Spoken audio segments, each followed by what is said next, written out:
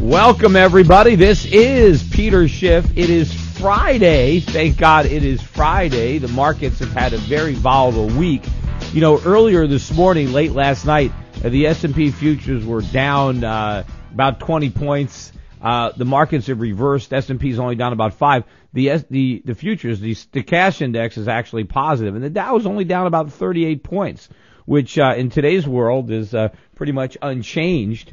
Gold continues its record run. Gold now over 1,800, I think 1,850 or so. It got, I think, to 1,880, the forward futures contract, all-time record high in the price of gold. Silver participating today. I think silver looks like it's finally starting to break out back above the $41 level. This is the highest. Today, silver traded at its highest price since May 4th. So we are breaking over some overhead resistance. The gold and silver stocks having a good day, recouping everything they lost yesterday. That's obviously not so for the Dow, which was off about 400 points. You know, to really put the gold stocks in perspective, though, if you go back to the highs of gold in 2008, in August of 2008, before the financial meltdown, gold got as high as 1,000. It ended up selling off just below 700 at the low. So gold dropped 30%. Which meant it was one of the better performing assets in 2008. Of course, I caught a lot of flack from my critics for having recommended gold, and they said, see, gold went down 30%. Well, gold is now up 80% above its high before that decline. 80% above the high. So the highest anybody could have bought gold, if they read my book, Crash Proof, the highest somebody could have bought gold prior to the collapse was 1,000. Now, when I wrote it, gold was a lot lower than that. I think it was 600 or something like that. But the highest anybody could have paid who bought Crash Proof before the financial collapse in late 2008 was 1,000. And even though that person might have been down 30% at one point, they're now up 80%, assuming that they still have the gold. So it certainly was the right call to own gold, although it wasn't right to own it in the second half of 2008. You never, getting the timing exactly perfect is a totally different thing than knowing what to buy. When to buy it is a different game. But obviously, the people who bought gold are ahead dramatically. The people who bought stocks, well, if you bought U.S. stocks, you're still behind. But here's the point I wanted to make. If you bought gold stocks, right, the highest the Huey index got was around 520-ish or so when gold was 1,000. Now, it went all the way down to 150. So gold stocks were down 70%, even though gold was only down 30%. But if you look at where those gold stocks are right now, including today's rally, gold stocks are only 10% above where they were in mid-2008. So the price of gold has gone up 80%. 80%. Yet the value of the stocks that have all the gold in the ground and that mine the gold and sell it for a profit have only gone up 10%. Now, what's wrong with that picture? Does that sound like a bubble to you? All these people on television every day, gold bubble, gold bubble, gold bubble. Look at the gold stocks. If this were a bubble, I think you'd have more froth in the stocks than you do in the metal itself. You'd have all kinds of speculation going on in the gold stock arena. Instead, you have more fear than greed going on in the gold stocks. And I keep hearing, too, again, people today and yesterday trying to say that, well, gold is a safe haven, but it's not an inflation trade. People aren't buying it because they're fearful of inflation. Of course they are. That's what it's a safe haven from. It's a safe haven from inflation, from the money printing in America, in Europe, in Asia. That's what it is. See, in 2008, people were afraid of deflation, so they sold gold. In 2011, people are afraid of inflation, so they are buying gold. See, the problem is the people who have never bought an ounce of gold.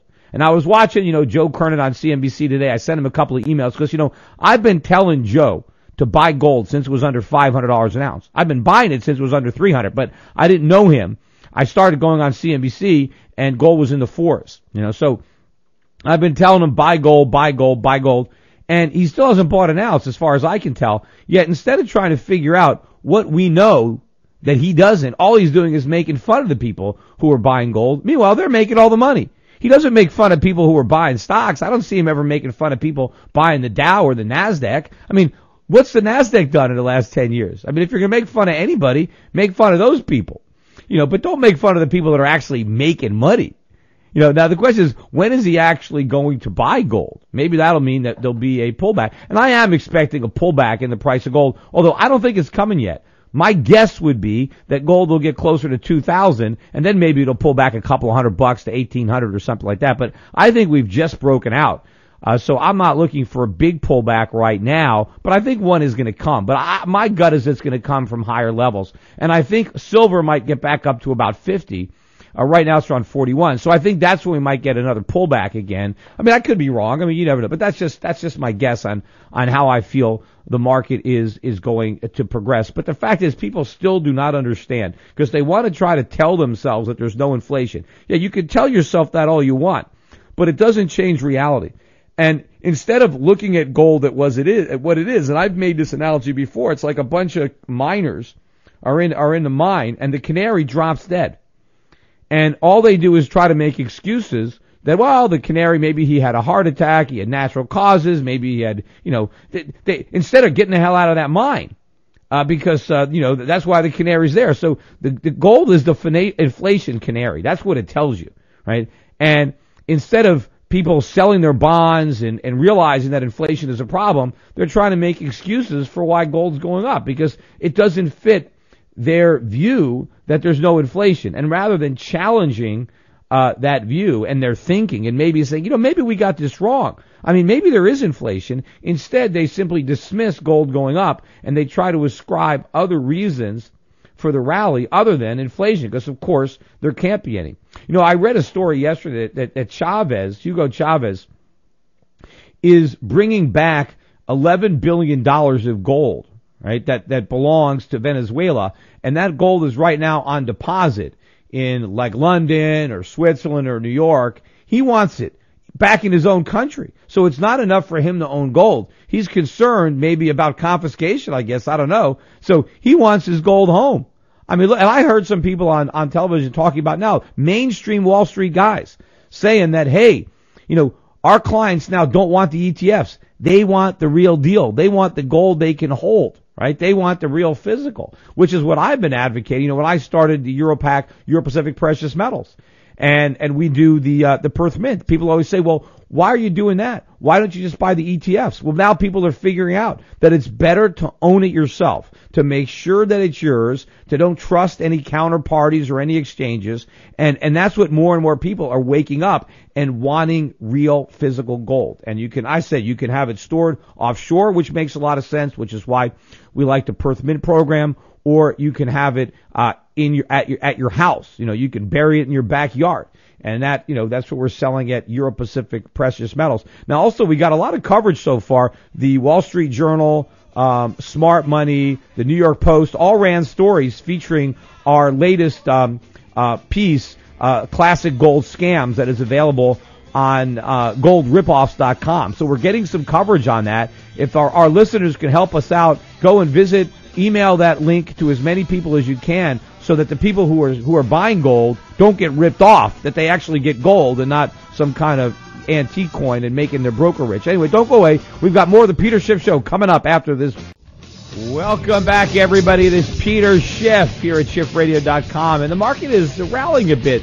The Dow is now positive by about 10 points. Gold is on the low of the day, only up about $23, but gold stocks are on the high of the day. And, gold stocks need to diverge a little bit. We'll see if that happens. If the price of gold can fall maybe $50 and gold stocks can rise, because even if gold prices fall $50, gold stocks have a lot of catching up to do. And so maybe if we get a small move up in the market, that'll take the selling pressure off of the mining stocks, and they'll be able to rise. Talking about selling pressure, the dollar is under a lot of pressure today. Across the board, the dollar is down. They're even talking about the British pound now as a safe haven. That's how pathetic the U.S. is that the pound is a safe haven, because at least they're making some cuts in their budget and we're not. Look at the Japanese yen. The dollar is at an all-time record low today against the Japanese yen. We're barely hanging on to the 76 handle in the yen. And that's despite Japanese officials every day bashing their own currency, talking down the yen, talking up the dollar. So imagine where it would be without that. The other safe haven, Swiss franc, having a strong day today, particularly against the dollar. It's up 1.3%, but it is also up against the euro by about 0.5%. But the euro is back around just under the 144 level. Very, very strong against the dollar. I think the euro chart, to me, looks like that, proverbial coiled spring. I'm looking for a major, major breakout in the euro to the upside. And, of course, there's so much negativity around the Eurozone. Every day, all the negative news. Europe. I mean, they're pounding it. There's so much negative news, and the euro can't go down. And when a stock doesn't go down on bad news, it's usually a sign it's going to go up, right? Or if it doesn't go up on good news, it's a sign it's going to go down. Well, we have thrown all the bad news that you could possibly throw at the euro, short of an actual default, right? We've thrown it all out there, and the currency just will not go down. I mean, it's down against gold, so it's down against real money. But I'm not talking about where the euro is going to go against gold. I'm talking about where the euro is going to go against the dollar. And the fact that the euro is not falling against the dollar in this environment, that should tell you something. One more comment before I grab the phones. This is Open Line Friday. So if you want to call 855-4SHIFT, we got a full board. We got plenty of time. There are no guests. So I got plenty of time for calls. I want to point out some comments by Russian, a former Prime Minister, Vladimir Putin, who basically used a word that I've used to describe America's relationship with the global economy. Putin called the U.S. a parasite because of its rising debt weighing on the global economy. And I've always said that our trading relationship with a lot of countries is not symbiotic, like a lot of people think, where we buy and they sell, but it's parasitic because we're sapping the goods from the rest of the world and not putting any goods back. We're just, we're borrowing the money. We're not paying for our imports with exports, so we're not giving our trading partners something of value for what they give us. We're just running paper off a press. So I've described the relationship as parasitic, and he's now saying the same thing. But I'm reading this in a Bloomberg story, and the reporter points out the irony of the fact that, well, why is Russia buying so much bonds? And they're pointing out that they're making money on these bonds, which, yes, in dollars they are making money, but in other currencies they're clearly not. And obviously, relative to gold, they're not making money in treasuries. But he does have a point.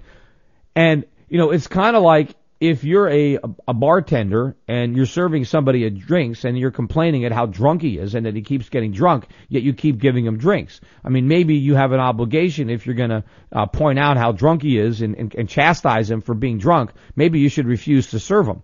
And this is a situation that Russia's in, and of course the rest of the world. China is criticizing America for borrowing too much money, yet they keep lending it to us. So how are we going to stop? How are American politicians going to resist the temptation? It's like dangling drugs in front of an addict and then criticizing them for using the drugs. How about don't tempt us? How about withhold the drugs? That's what the world should do. That's what Russia should do. That's what China should do. Don't buy any treasuries. Don't tempt politicians. Now, people might say, oh, that's Peter Schiff, that's un-American. He doesn't want people to loan money to the U.S. government. Precisely. Because that means taxpayers have to pay it back. I don't want that. I don't want the government bringing American taxpayers into debt, and I don't want the Russians or the Chinese helping the American government plunge the U.S. economy into debt. And I also know that all the money that the government is borrowing from the Chinese or the Russians is being used to undermine the economy. It is not being used to grow the economy. It is being used to finance government spending that I would rather not happen. I would rather that spending not take place. So yes, I don't want the world to loan the U.S. government any more money. But what I do want the Chinese to do with their money, what I do want the Russians to do with their money, is loan it to American businessmen. Businessmen who are going to invest in businesses that will be profitable, that will produce products that we can export, that will employ Americans with real jobs. That's what I want. I don't want them lending money to our government that's going to blow it. I want them lending it to private American citizens who will use it wisely. But of course, as long as they're lending money to the government, none of that's going to happen. And the U.S. government will never do the right thing as long as our creditors give them the easy way out. Why cut spending? Why do anything if we could just borrow more money from China or Russia or Japan or anybody else? So if the world wants to criticize the profligacy of the American government, then stop subsidizing it. Stop enabling it. Anyway, let me go to the phones. Who's on hold the longest? Sean from Canada. Sean, welcome to the show. Yeah, thanks, Peter. We've been getting beaten up. Us libertarians have been getting beaten up ever since this Warren Buffett op-ed come out, and I haven't heard a coherent response from the libertarian side about why his op-ed is flawed. And I was wondering if you could just give a couple of minute response to, like, is he in cahoots with Obama, or is he it's no secret. It's no secret that he's a big Obama supporter. But hey, I did give a coherent critique of that the day that he wrote it. Maybe you weren't listening to the show on that day. Are you a premium member? I am a premium member, and I thought I've listened to hours of your show this week. It's there. It's there, but I'll go over it. I'll give you the Cliff Note version. I mean, first of all, he is being disingenuous. Maybe he's not outright lying, but it's a lie of omission. Yes, he pays 15% tax on his dividend income, but the reason he only has dividend income is because he chooses, as the chairman of Berkshire Hathaway, to pay himself a salary of zero. That's his choice. Most of us have a salary, but he has chosen not to take one. Now, if he took a salary, he'd pay the maximum tax on it. He'd be in the 35% bracket. But he chose not to take a salary. Whose fault is that? Now, he pays himself 15% as a dividend. But where is that dividend income coming from? It's coming from the profits of Berkshire Hathaway. But Berkshire Hathaway is paying 35% tax on those profits before it gives Warren his money. So if Berkshire Hathaway wasn't paying 35%, Warren would have much more income. So what Warren's income tax burden really is not just what he pays as an individual, but what he pays as a shareholder of Berkshire on Berkshire's profits. So if you add the two together, he's much closer to the 50% tax bracket, which is higher than what his secretary pays, not lower. So the whole thing is a sham, and it's unfortunate that more people in the mainstream media don't call him out on it, because it's so clear that it's wrong. But anyway, if you want to stick on hold, we can continue on this topic a little bit more. You're listening to the Peter Schiff Show here on SchiffRadio.com. Stick around. We got a lot more of the show. And we are back. This is Peter Schiff here at SchiffRadio.com. And yeah, the gold market continues to weaken a bit. Now gold's only up about $17, silver about 88 cents. It was up close to $2. Stock market now up 60. So gold and silver moving opposite the stock market. Gold stocks, though, had made a new high. Now they're still near the highs of the day, but they're not making additional upside progress. At some point, they're going to have to. I think what happens is, reflexively, the gold people that are trading the gold stocks look at the metal, and if the metal's going down, they sell. But they're not really figuring out how much the metal has gone up in the last couple of weeks without them buying. So as I said, there's got a lot of catching up to do, in my opinion, in these mining stocks. Anyway, I was talking to Sean about Warren Buffett. Do you think does my explanation make sense? Well, no, he dismisses that with a brush. He just says, close the loopholes so that guys like him can't use the loophole. He's basically saying that he's not going to voluntarily, singularly start paying higher taxes without the loopholes being closed. So his whole op-ed is like, you got to close these loopholes on us billionaires. And my question would be also, is even if they taxed all those billionaires at 100%, would that be a significant amount of money? Well, it wouldn't be a significant amount of money. In fact, it probably would give you zero money, because if you tax them 100%, they're not going to work. So you'll get 100% of nothing, which is nothing. But it's not a loophole. I mean, he is paying the tax. He is the biggest shareholder of Berkshire Hathaway. And when Berkshire Hathaway pays 35% of its income in taxes, that's Warren Buffett paying 35% of his income in taxes, because all of Warren Buffett's income comes from the dividends that he gets on his Berkshire stock. I mean, that's basically it. He doesn't get a salary for running Berkshire Hathaway. And so it's not a loophole. He is paying it. He's not paying 15%. It's not true. He is paying closer to 50% right now. That's the reality. Now, and Warren Buffett knows, see, the reason that he probably doesn't want to pay himself a salary is that, maybe he figures that it's more tax friendly to pay him dividends than a salary. But, that's his choice. What is he, it's like, stop me before I sin. I mean, that doesn't make any sense. Yeah, if Warren Buffett wants to give more money to the government, let him do it. But, he gives a lot of money to charity, and he takes a deduction for that. So, why is he doing that? Why is he giving money to charity? Why doesn't he give it to the government if he thinks instead?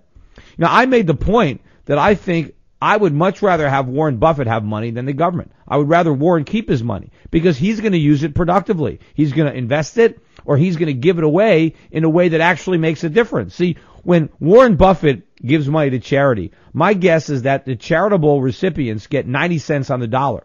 Only 10% of it might be used up in the administration of the charity. But when the government takes money from Warren to use it for some charitable purpose, only 10 cents on the dollar goes to the recipient. The rest of it is lost in the government bureaucracy. So whatever Warren Buffett does with that money is going to be better for the economy than sending it to the government. And so what he's really arguing for is to take money away from entrepreneurs, away from job creators, and give it to the job destroyers in Washington, D.C. Hey, and that's a great point. Quick question, though. Here in Canada, a lot of Canadians think that we got our money back from the auto companies, GM and Chrysler. We didn't. We got paid back $800 million out of $14 billion. But is it in the U.S., is it different? Did you guys ever buy your way out of Chrysler and GM, or are you guys still... No, the U.S. government is still a big shareholder. They sold some shares on that IPO. By the way, GM shares are at a new 52-week low today, so they're already down at 23. I think the IPO was around 33. It got as high as 39. But I remember saying, I still think that this company, I'm not giving any investment recommendations. I'm not allowed to do that. But I still think they can go bankrupt again because they basically handed over the company to the auto workers. And Ford Motor Company, the Ford workers are threatening a strike. And part of the problems, one of the reasons that they're probably emboldened is because we bailed out GM and Chrysler in a way that benefited the labor unions. Ford's workers have no fear. They don't care if they drive Ford into bankruptcy because they know that it's not going to matter because they're going to get bailed out into bankruptcy. So Ford can't use the threat. Well, hey, if you force us to pay you these wages, you might destroy the company. The workers don't care because they know if they destroy the company, the government's going to step in and make sure it's the bondholders and the investors who take all the losses, and the union members come out smelling like a rose. So really, by bailing out GM and Chrysler, they did a huge disservice to Ford. Not only did they do a disservice by bailing out their competitors, but now they put Ford in a bad bargaining position with its unions. And of course, had the government not bailed out GM and Chrysler, it's not that GM and Chrysler would not be making cars today. They would. They just wouldn't be using this high-priced union labor. They would have a lot more Americans that they would employ. So there would be far more people making automobiles in this country today had we allowed a legitimate bankruptcy. But because we didn't, because Obama coddled the unions, we preserved the inefficiency of those companies, and therefore they're not going to hire more workers. And I think they're going to fail again. Small town, we lost a GM dealership and a Chrysler dealership, and we got them replaced by a Kia dealership and a Hyundai dealership within a month. Everything's just working just fine with those guys out of the picture. If you had to give a speech to the Canadian mortgage brokers, like we're going to take a beating up here when you guys finally start going into recession, what would you say to them? Like you said in 2006 to the American, do you think Canada REITs are safe, or do you think that we're just going to get hammered when you guys... No, look, I'm not a big fan of residential real estate, but, Canada doesn't have the leverage problem that we have. You don't have all the subsidies. You don't get the mortgage interest deduction, right, when you buy a house there in Canada. You don't have the equivalent of a Fannie and Freddie. So you don't have the economic problems that we have. You have a current account surplus. The budget is in much better shape in Canada. Canada's, so I don't think that. I think that there are going to be some negatives for the Canadian market. And I think one of the bad things going is that the Bank of Canada is being too loose with monetary policy. They got interest rates too low because they're afraid to let the Canadian dollar rise. And that is a mistake. A rising Canadian dollar would benefit the Canadian economy. It would benefit the Canadian people. And it would shelter them to a large degree from the problems that are going to be happening south of the border. So, but they say the debt loads of the Canadians are matching those of what the Americans were back in 2007 because all these low interest rates, people are just doing people are people wherever they go, and they can't resist. Yeah, well, as I said, I think interest rates are too low, and I think residential real estate prices relative to other assets will come down. But will that derail the entire Canadian economy? Will it be, I don't think so. I don't think it's going to take down the Canadian banks just because real estate prices come down 20%. I don't think it's going to happen. But as I said, you want to diversify. I have Europac Canada, and the goal of Europac Canada is to help Canadians get their money to Asia, to get their money out of Canada so that they have exposure. I'm not saying to Canadians, get all your money out of Canada, the way I might say to an American, get all your money out of the U.S., but I think that Canadians should have the majority of their money outside of Canada, just because of the proximity that Canada has to the U.S. and the propensity for the Canadian government to do stupid things because the U.S. government does stupid things. I've said, your mothers, as children, our mothers tell us, if your friend jumps off a bridge, would you do it? And we all say, of course not. But when it comes to central bankers, it's the opposite. If one central banker jumps off a bridge, other central bankers tend to want to jump off the same bridge. It's hard to diversify when the precious metals are doing so well. I have a high percentage in precious metals, and everything's just doing so well. I just don't know what else to touch. And I guess that's what you're going to say. I think regardless of what happens to the Canadian economy, I think the metals industry is going to boom. So I think buying gold companies in Canada is very different than buying, other types of stocks in Canada. Because regardless, right, I think gold is going to go up, and so I think you make money investing in the mining stocks wherever they are. That's not really a Canadian investment, it's a mining investment. And I think mines in Canada are a pretty safe place to have them. Anyway, don't go away. We got a lot more coming up. We'll take some more calls. So stick around. You're listening to the Peter Schiff Show on Schiff. Welcome back, everybody. This is Peter Schiff at SchiffRadio.com. We'll go back to the phones. We've got another Canadian on the line, Joe, calling from Montreal. Joe, I'll be up in Montreal, I think, in early October. Anyway, what's your question? I'll come and see you. Hey, listen, I don't know if you know the laws here about unemployment, but they might be radically different than the U.S. Over here, if you quit your job, or you get fired because it's your fault, you don't get unemployment. You know? Yeah, you're saying in Canada, if you get fired, you don't get unemployment? Yeah. If your boss has a valid reason, yeah, you don't get unemployment. And if you quit your job without a valid reason, you don't get unemployment. Well, that's the same way here. In America, if you quit, you don't get unemployment. But if you're laid off or fired, you do. So it doesn't matter. I think even if the boss has a reason for letting you go, that has to do with your work ethic, you still get the unemployment benefits. But yes, if you quit, then you don't get them. Is that how it is in Canada, or is Canada? No, not here. No, if you quit for no valid reason, you don't get unemployment, and if you get fired, then it's your fault. Okay, the boss has a good reason to fire you, you don't get unemployment. Well, if there's no work, it's not your fault. Yeah, well, that's better. I mean, that's a better system, at least. I mean, because that way, at least, if you screw up and get fired, then you don't get the benefits. But I'm pretty sure in America, if you're terminated involuntarily, regardless of the reason, I think you qualify for unemployment. But if you quit, but I think there are ways that, like, if you get fired from a job and then you get another job and then you quit that job, you can go back and get unemployment from the last guy who fired you. So I think there's all sorts of ways that you can quit and still get unemployment. But I forget all the nuances, but there are a lot of ways that people exploit the system. And I actually think so, even if somebody quits your company. So I think if one of my employees quits and then gets another job, and he gets fired from that job, and he gets fired right away, I think he can still claim unemployment on me, even though I didn't fire him, even though he quit me.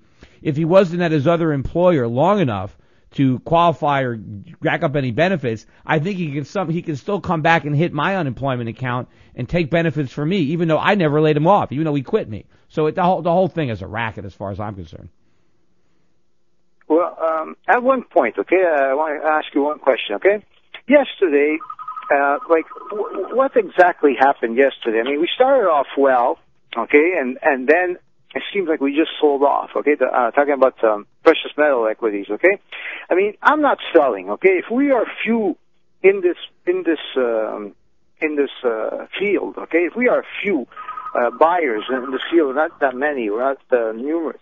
Who is it that is selling, and why do these things happen? Well, because remember, it's the market. I'm going to try to answer your question. The market is going down. People are getting margin calls. Americans are pulling a lot of money out of mutual funds now. So funds are having to sell stuff. They're having to sell what they own. And a lot of funds have particular weightings, and they sell everything. And they throw babies out with the bathwater. But here's the good news. If you go back to 2008, when the stock market was down about 50%, the gold stocks were down about 70%. And then when the market rallied, gold stocks rallied back more. This time around, the market's down, but the gold stocks are actually up. They're not up a lot, but they're up a little. So can you imagine, once the selling pressure is off the stock market, eventually the stock market is going to stop falling. It's not going to fall forever. At some point, it's going to hit the bottom. And when it does, when all that selling pressure dries up, then I would expect gold stocks to take off. Because once all that forced selling is gone, once all the people who are just selling are gone, who's going to sell? See, people like me, I don't have my gold on margin, my gold stocks. I didn't sell a single share. In fact, I bought more. I bought some more this morning, as a matter of fact. And yesterday. So I bought more for myself. I'm not selling. Most people who understand the market are not selling. But there are leverage players who are selling. There are funds that are selling. But they're selling because they have to. They really have no choice, or they're fearful. But once that supply of forced selling or fear-based selling is gone, who's going to sell to the people who actually want to buy? Nobody. And that's when the price can really skyrocket, because now prices have to rise to a level that will attract willing sellers. And I know if willing sellers look at the price of gold and they say, gee, gold is $1,800 an ounce. Why should I sell my gold stocks for the same price as when gold was $1,000? Or they're not going to want to do it. And so I think that if you ride this out, my opinion is that there's a lot of light at the end of this tunnel. I am expecting a big move up in gold stocks when the market stops falling, whenever that is. At some point, it's going to stop. And then there's going to be buying and no selling. I mean, again, there's no guarantees. That's my opinion on it. I believe it's more. There's more fear in. Like me. I'm heavily in the stocks. I'm in margins, okay. And I mean, if it goes down and I got a supply like $800, $900, it's not that much. You know what I'm trying to say? Because I believe it's going to go up in the future. You know? Yeah, just be careful, because some people who are on margin end up getting forced to sell. Because they might not be able to meet the call, so they might get scared. But anyway, hey, good luck with whatever you decide to do, but don't get it in over your head on the margin. Hey, anyway, before actually, let me take one more call, because she's been hanging on for a while. Ellen in New York. Ellen, welcome to the show.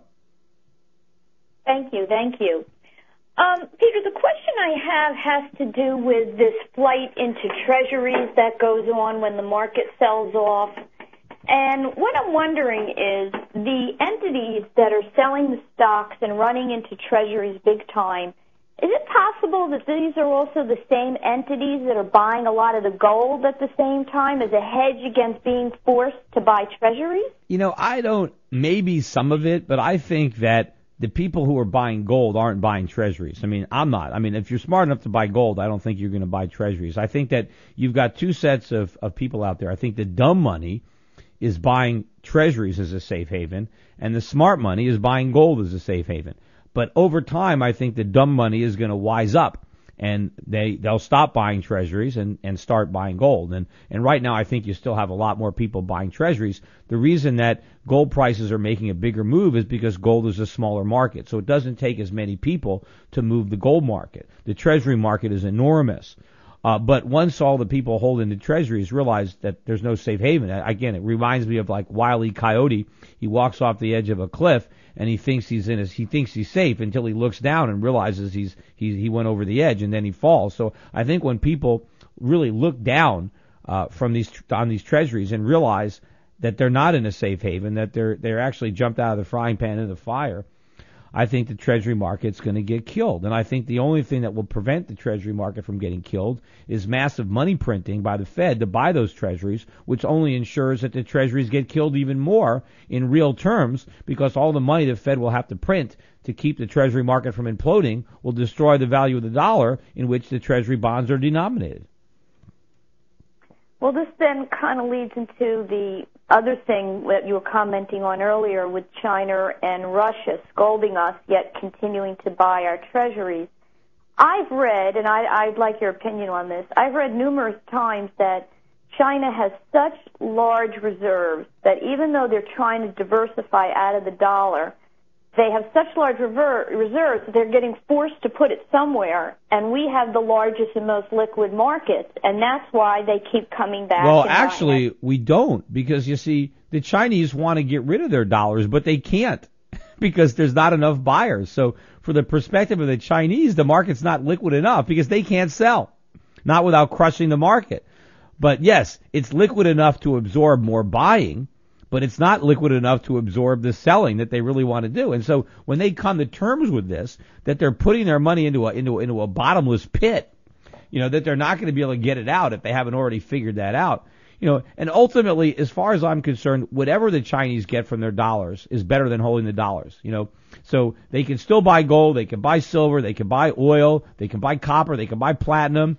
There's a lot of things they can buy. They can buy agriculture. They can do a lot with their dollars. But what they don't want to do is get caught holding the bag when the music stops, because believe me, it's going to stop soon. Anyway, that's it. I hope I answered your question. Stick around. We got a full hour coming up on the Peter Schiff Show, including some interesting sound I'm going to play from Chris Matthews and his description of the President Obama and the Democratic Party. It's pretty interesting to hear that perspective, and you'll get a little insight into Chris Matthews. So don't go away. We'll be back with. Welcome back, everybody. This is Peter Schiff at SchiffRadio.com. The second hour is underway. We still got a lot of people on hold, and I got a lot of good sound today, so I'm not sure I'm going to really get to play it, because I'm not really sure if people would rather have the calls or some of the sound clips. But I know I'm going to at least play this one to get started. I'll probably play a few more. But before I do, somebody emailed me to point out something that I was mistaken about. And I guess I don't really know this because I am not a shareholder of Berkshire Hathaway. But he pointed out, I didn't know this, that Berkshire Hathaway doesn't even pay a dividend, that they simply retain all of their earnings. I didn't realize that. So obviously Warren Buffett's income is coming from capital gains, because I know he doesn't pay a salary. He works for free, which most of us don't do. And that is the secret to his low tax, is that he takes no salary. But the fact of the matter is he is the biggest shareholder in Berkshire Hathaway. And whether Berkshire Hathaway pays out the profits or retains it, the taxes are paid by the corporation on behalf of the shareholders.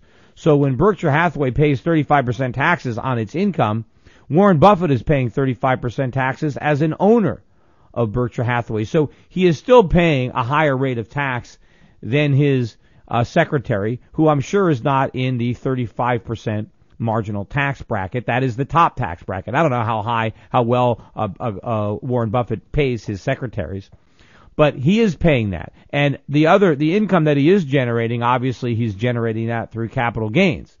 Now, is Warren Buffett, I guess he's advocating an increase in the capital gains tax.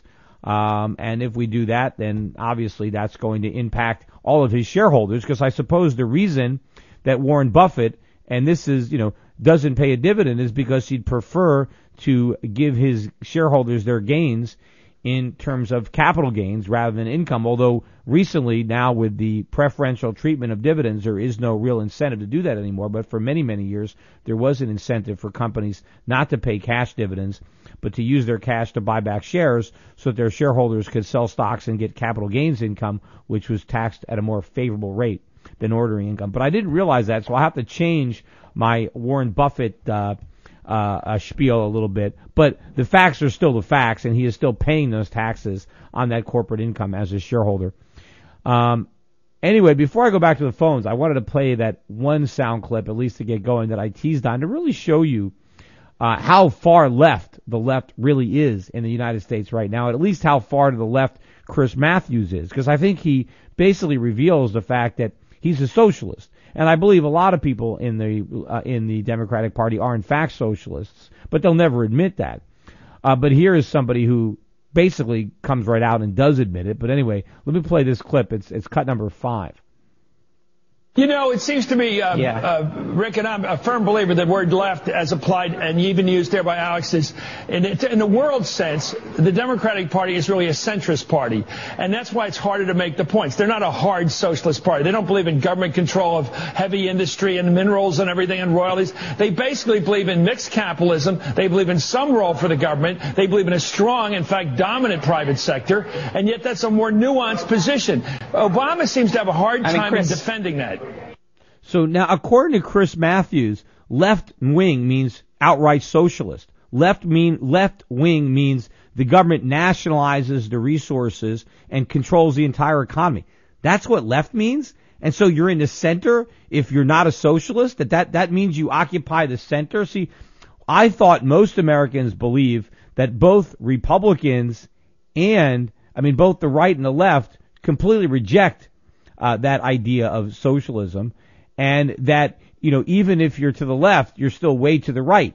But now he's basically redefining the American political spectrum as if you're a liberal, you're a communist. And so simply by saying, well, Barack Obama is not a liberal because he's not a communist. Well, that's what defines liberal, being a communist. I think believing in this mixed economy where the government has a major role, that right there is hard left. Socialist communist is off the charts. That's extreme left. That's beyond what anybody would say is acceptable in the established American political spectrum. But I guess Chris Matthews is probably upset with Obama because he probably is a socialist. He's upset that he's not left-wing like he is, that as far as Chris Matthews is concerned, Obama is middle of the road because he doesn't want to start nationalizing industries and have the government take complete control of the economy. So that's it. That's what the media thinks. That's how they look at things. And so when people call people in the Democratic Party socialists, you know what? A lot of them really are. And here's one of them actually coming out and admitting it, even though he's not admitting it directly. He is certainly admitting it indirectly based on the nuance of what he was saying. But anyway, let me take a couple more calls. Next up is Bob. This is my third call from Canada. Bob, welcome to the show. Hi, Peter. Have you opened up an account yet at Europac Canada? Actually, I did call the office last week to get the ball rolling on that. Great. Hopefully everybody listening in Canada knows that we have a company up there. The website is europac.ca. And, so visit it, come to the office, and, welcome aboard. But anyway, what's your question? My question has to do with some of the physical silver trusts that are trading on the markets. They're trading at premiums of up to as much as 20% above net asset value. Mm-hmm. And I'm wondering why somebody would pay 20% above spot price. Yeah, well, some of these trusts, and sometimes you can find them at, you can look around and play the premiums and the discounts.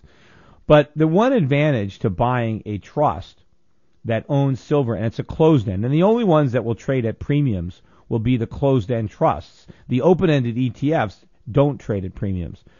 And the difference is, if you buy one of these trusts, at least I'm not sure what the Canadian tax law is, but from the American investors, if you buy one of these trusts, a closed-end trust that owns physical precious metals, gold or silver, and you sell it and you hold it for a long term, you will get long-term capital gains treatment. So you will pay a 15% tax on the federal level. But if you buy an ETF, you will pay the collectible tax, which is a much higher rate. The same thing if you buy physical gold. So there is a tax advantage to buying those ETFs. Now, whether that advantage is worth the premium, you've got to do the math and figure it out. But also there is a added risk in that when you pay a premium, if there is a real collapse in the gold market, there's a good chance that those trusts will trade at a discount to their NAV.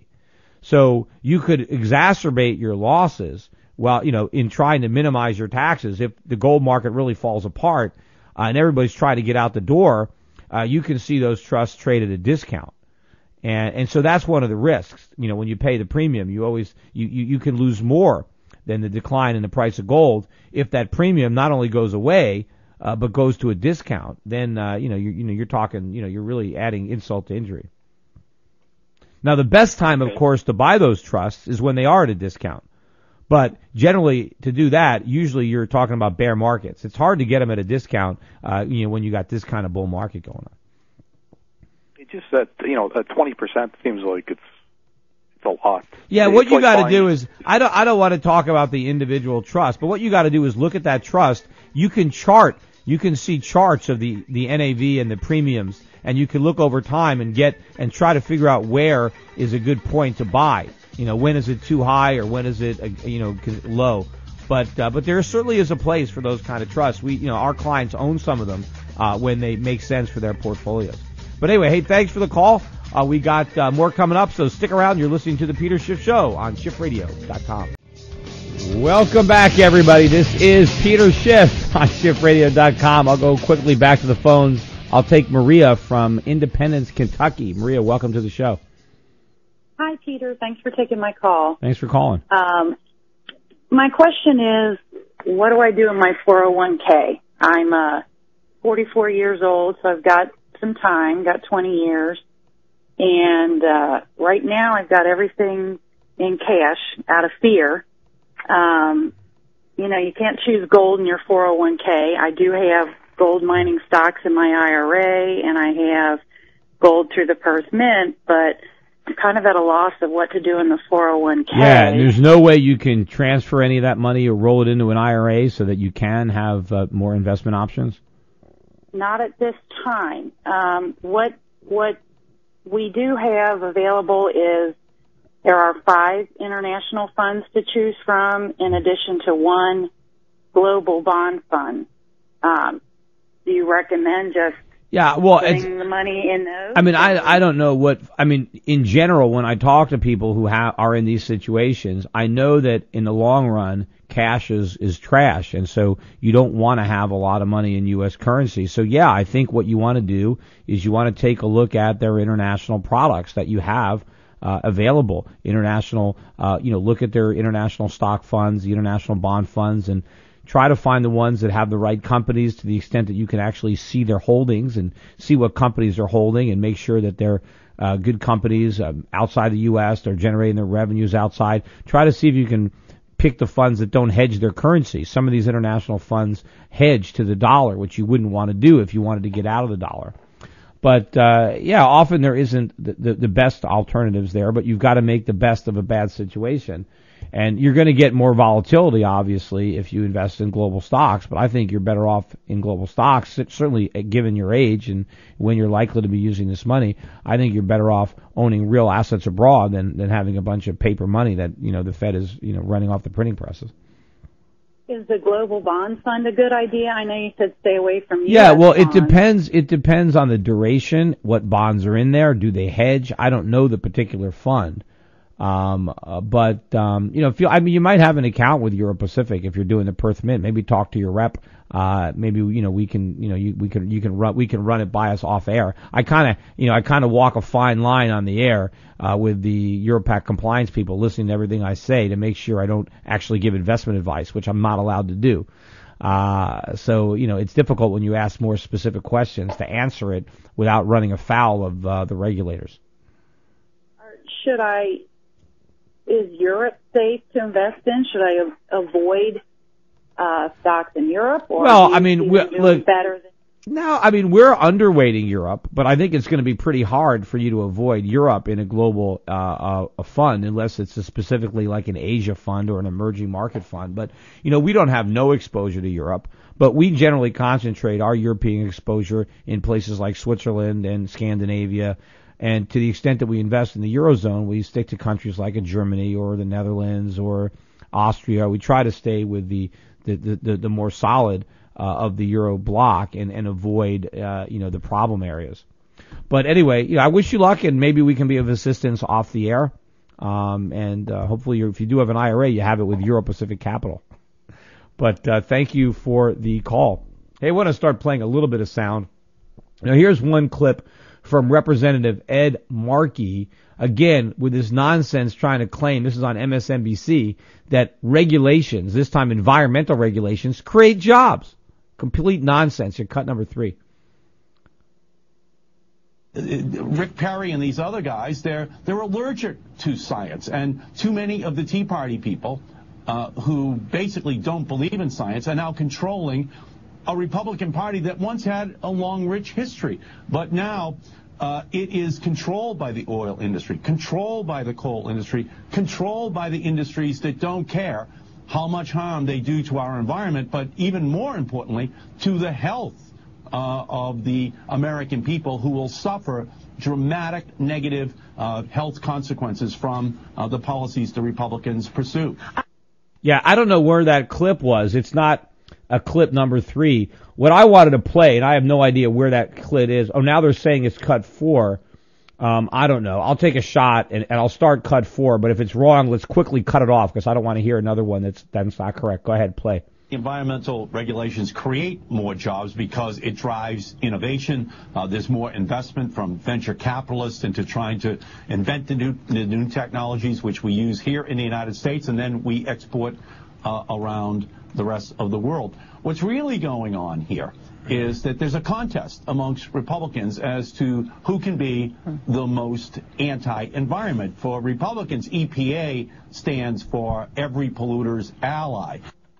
All right, so in other words, he is repeating this idea that regulations create jobs, just like I remember the Senate campaign that I wasn't involved in ultimately, but Linda McMahon and current senator from Connecticut, Blumenthal, Dick Blumenthal, when he said in their debate that lawsuits create jobs. Of course, lawsuits create jobs. They create jobs for lawyers. Regulations create jobs for regulators. I mean, there are jobs that are created. Look, Europe Pacific Capital, we have 8 people, I think, that work in the compliance department. So those jobs were created by regulation, right? Without those regulations, those 8 jobs would not exist. But the problem is the jobs that the regulations destroy far outnumber the jobs that they create.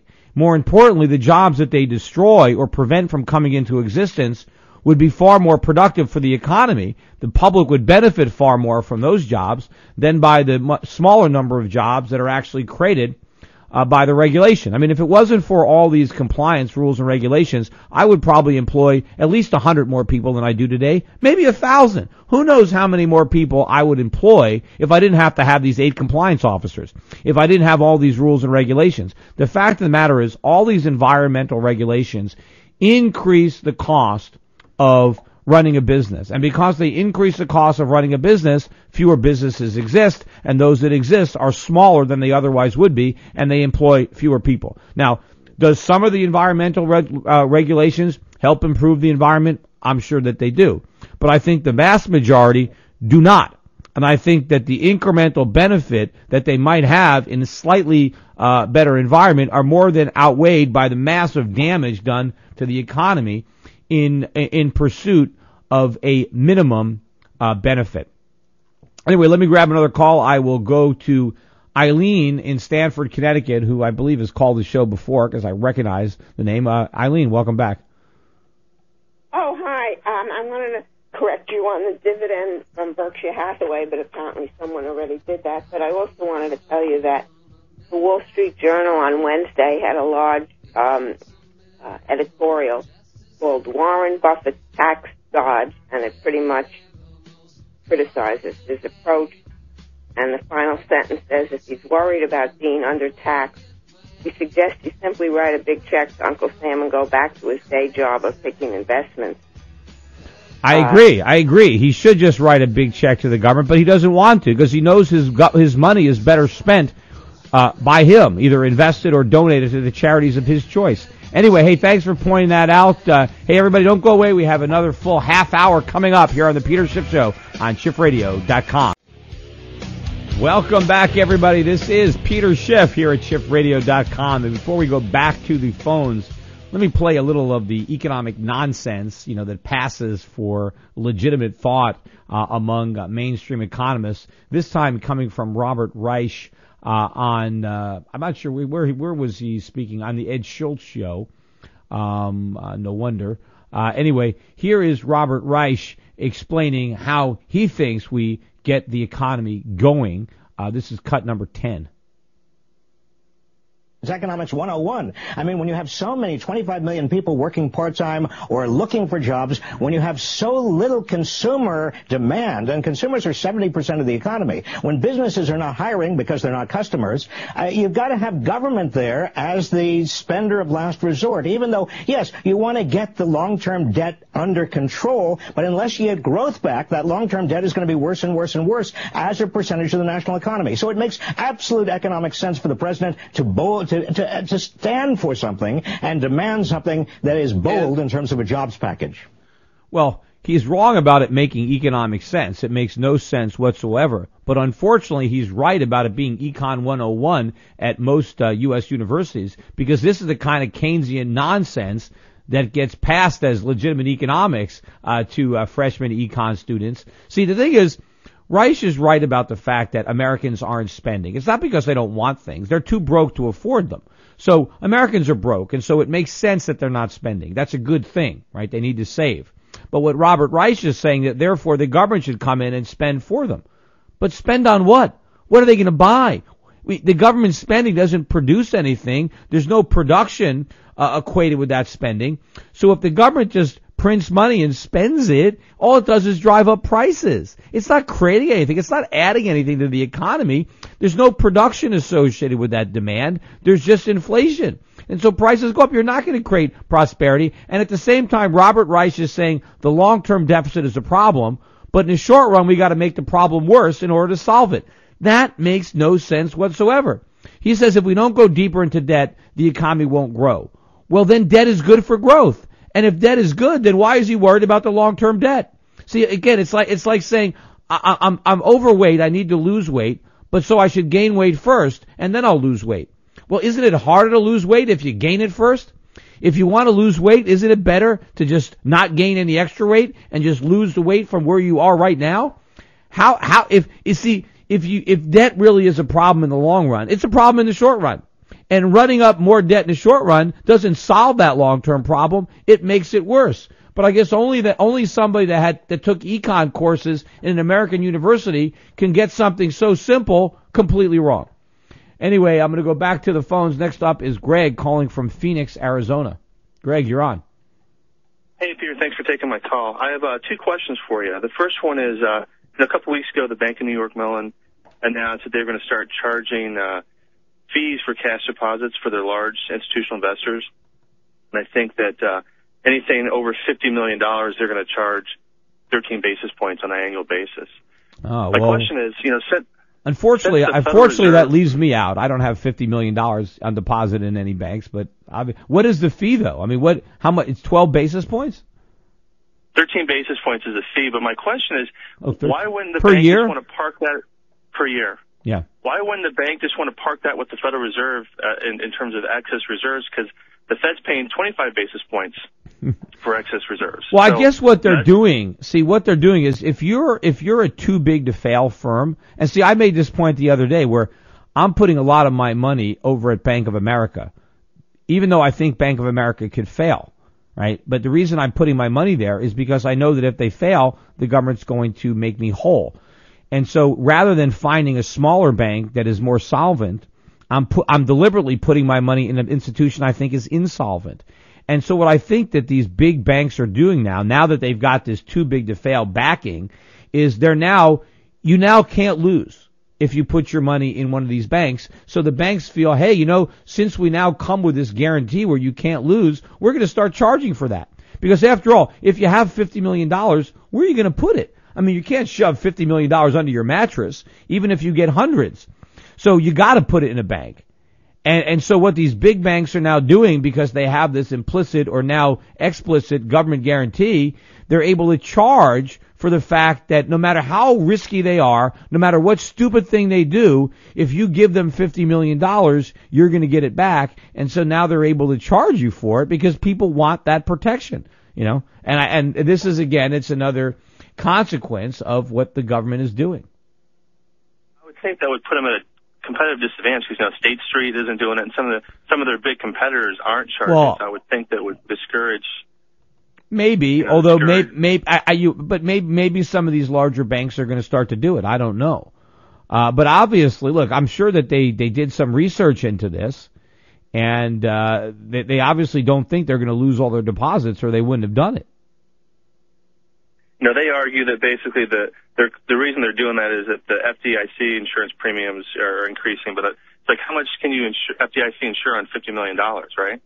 Well, I mean, technically, the insurance is not even supposed to apply to $50 million.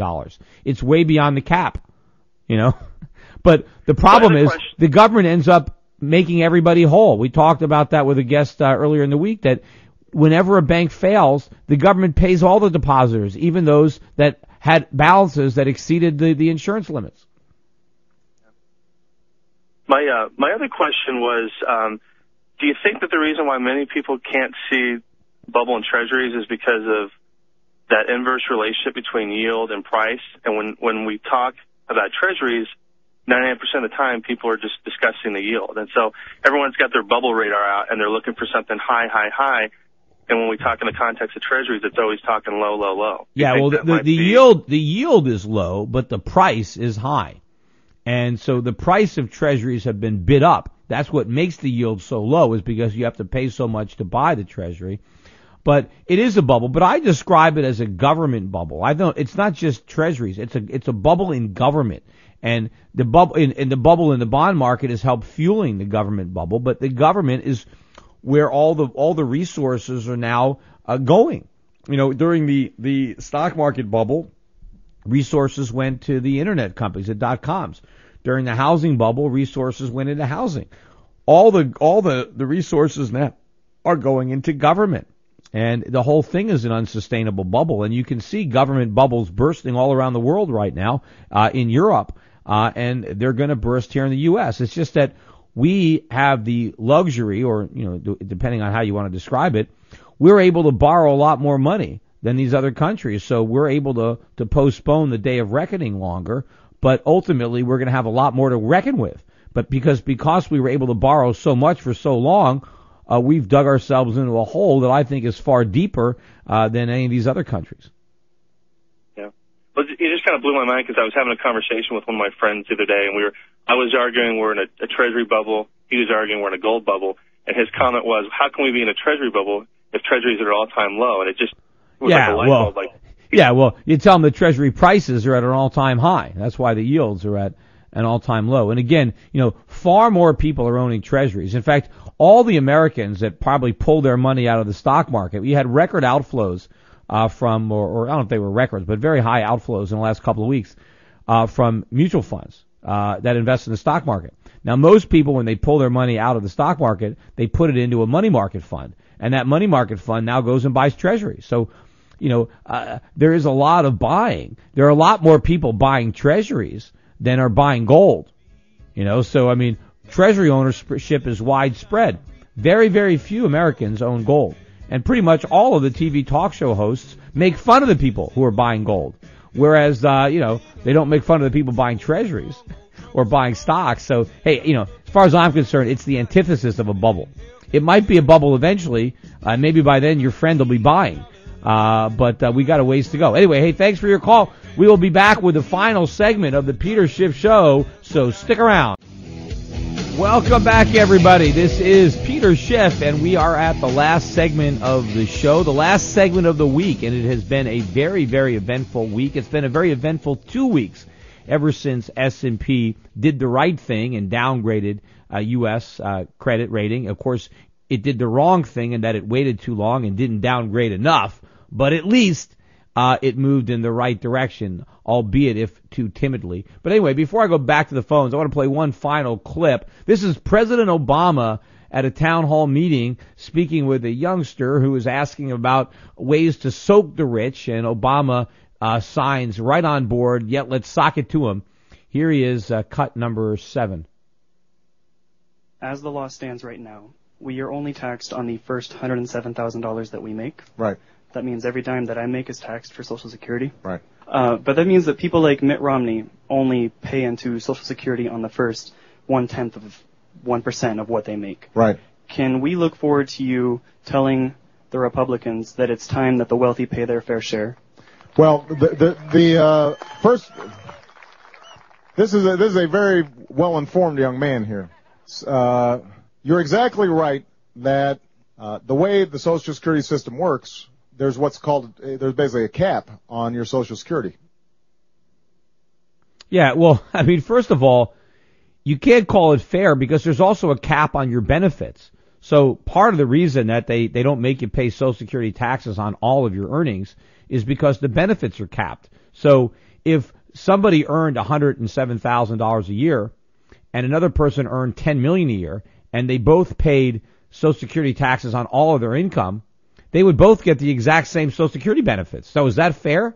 I mean, the guy that's making $10 million would be paying 20 times the taxes or 200 times the taxes of the guy that makes $100,000, yet would be getting the identical benefit. So right away, right, if you're talking about what's fair from the point of view of Social Security, that's clearly not fair. So the whole idea behind the concept, which of course was all unconstitutional anyway, but was, yes, they were going to cap how much of your income was going to be subject because they were capping the benefits that you could get. And so theoretically, the taxes were supposed to bear some relationship to the benefits you were going to get. So what he is suggesting is that we turn it into a welfare program, which of course it already is. But here is a greater problem with this way of thinking.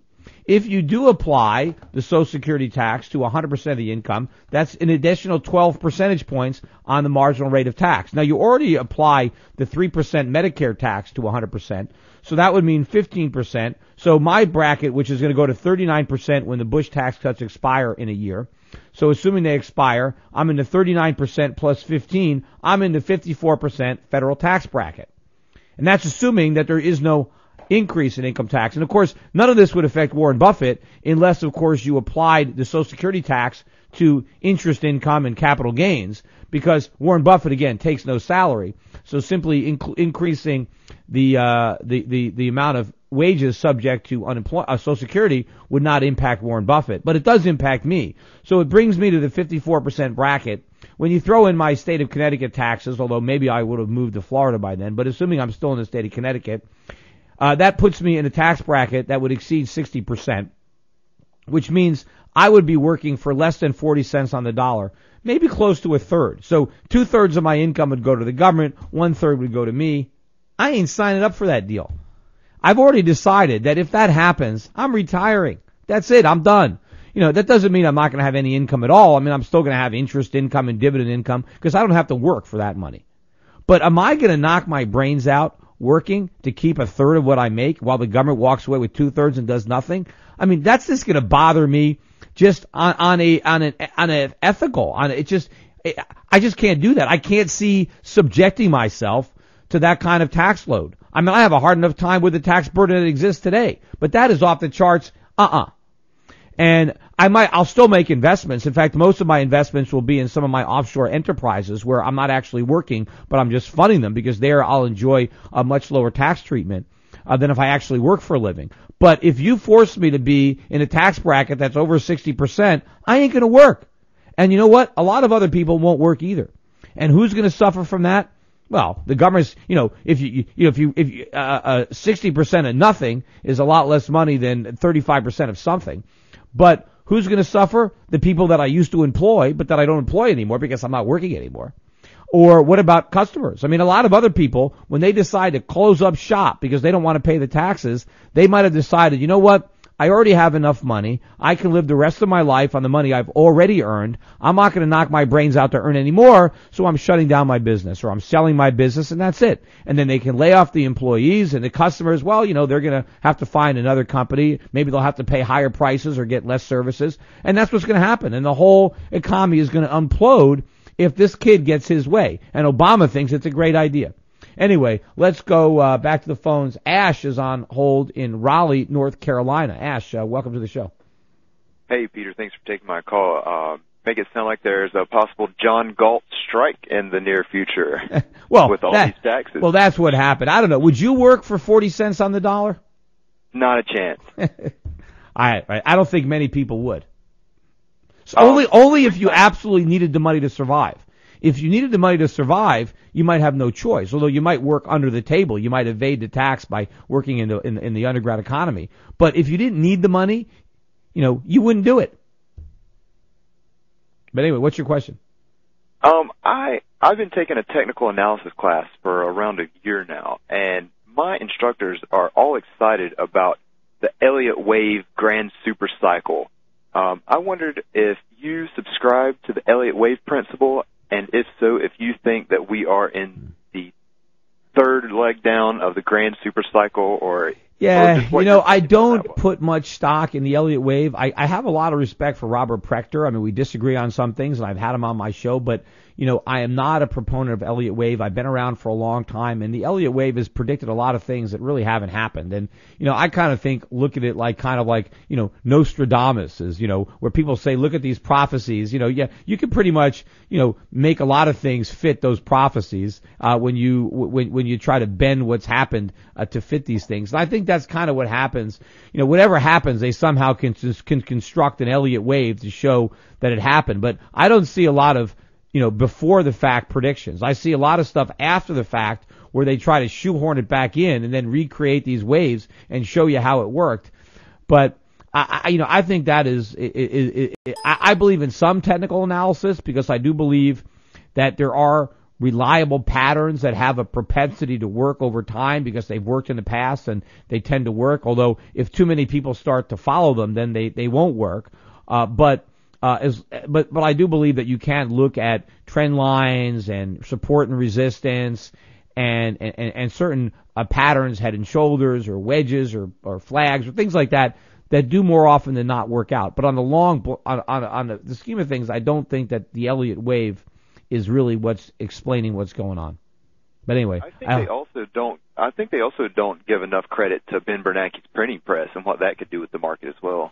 Yeah, I mean, there are a lot of factors that are out there, but I know people like to believe in things, and but I tend to think that what's happening is happening not because of some grand scheme that we have no control over.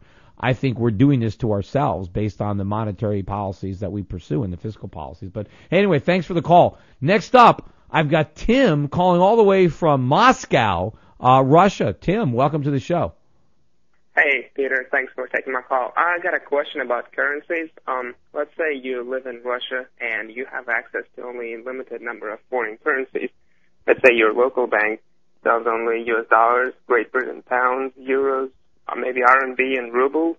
Which of them or which set of them would you choose to for your savings? Over the long term, I like the RMB. I mean, I think the Chinese currency has tremendous long-term potential. But in the short run, of the ones that you mentioned, my least favorite would be the dollar. I'm not buying the pound. But if it was the choice between the dollar and the pound, I would take the pound. I mean, that's saying a lot about how much I dislike the dollar.